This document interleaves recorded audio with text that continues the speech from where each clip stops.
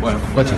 Bueno, pues ya... Me hace daño pues otra vez recordar los cruces, las combinaciones, lo otro que no, la verdad que no me he querido ni volver a poner en la tesitura esa, ni ponerte a repasar, ¿no? Aquel año fue un año que bueno, fue un año de mi retirada y el borrón, la mancha esa de terminar con el descenso, y la verdad que no quería era pasar página, me he alejado un poco pues eso, de estar un poco en boca del público, pues porque por el disgusto del descenso, mi último año era lo que me quedaba, ¿no? Dejar el equipo en primera, y al final pues no pudo ser, ¿no? Y a raíz de ahí pues ponerte, ahora creo que no tenía tampoco sentido ni ponerme a repasar los cruces que nos hacían falta, ni que sí ni que no, sin más.